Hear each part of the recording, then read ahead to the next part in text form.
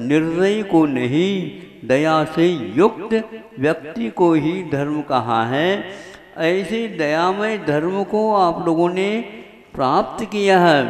आप लोग सर्वप्रथम पानी का उपयोग यदि करते हैं तो जीव दया का पालन करने के लिए एक कौन सा कपड़ा रखते हैं, वह कपड़ा भी अहिंसक होना चाहिए। आजकल आप लोग उसको अच्छे ढंग से समझ रहे हैं।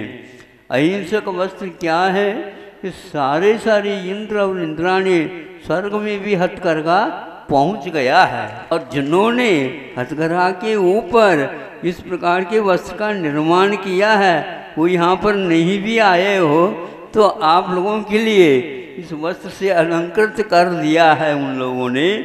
इंद्र इंद्राणी और जो कोई भी है वो सारे लोगों को देखते हैं, सारे व्यक्तियों के शरीर के ऊपर वह वस्त्र देखने को उपलब्ध मिलता है, जिसके द्वारा जीवानी की जाती है और जिसके द्वारा जल को छाना जाता है और जीवाणु को पुनः उस स्थान में पहुंचाया जाता है। इसके लिए दया के पालन करने के लिए मनुष्य व्यक्ति के सभ्यता के सामने यह हथकरघा वस्त्र निर्माता और श्रमिक लोग विद्यमान हैं। जब से यह मानव सभ्यता प्रारंभ हुई तब से देवों में भी यह सभ्यता विद्यमान है।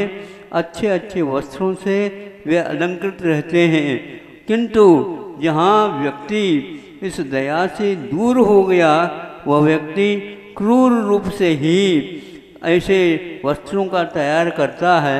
जो रेशम का आदि का वस्त्र है, कोशा का वस्त्र है, ये सारे अहिंसक वस्त्र नहीं माने जाते।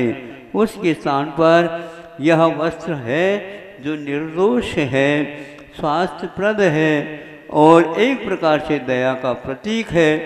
मनुष्य इसी वस्त्र से आवेष्टित होकर के अपना जीवन यापन अथवा शील का संरक्षण करता है। पशुओं में वस्त्र की आवश्यकता नहीं होती, नारकियों में तो है ही नहीं। अब मनुष्य धीरे इसको भूलता जा रहा है, इसलिए यह वस्त्र अहिंसक वस्त्र है, इसमें कोई संदेह नहीं। इतिहास को देखने से ऐसा लगता है कि यह बहुत अत्यंत आवश्यक कर्म है। इसका उत्पादन करना एक प्रकार से एक कर्म ही माना जाता है। असी मसी इत्यादि में यह आ जाता है, लेकिन इसके बिना वृत्ति लोग भी जीवित नहीं रह सकते हैं। वृत्तियों के लिए भी यह आवश्यक है। तो जिन्होंने पूर्णतः वस्त्र का त्याग किया है, भगवान जैसे जिन लिंग को धारण करता है उसकी बात न्यारी है। बाकी सबके लिए यह चाहे पुरुष हो चाहे वह महिला हो, सबके लिए वस्त्र शुद्ध है तो ही श्रमण लोग उनके हाथ से आहार कर लेते हैं।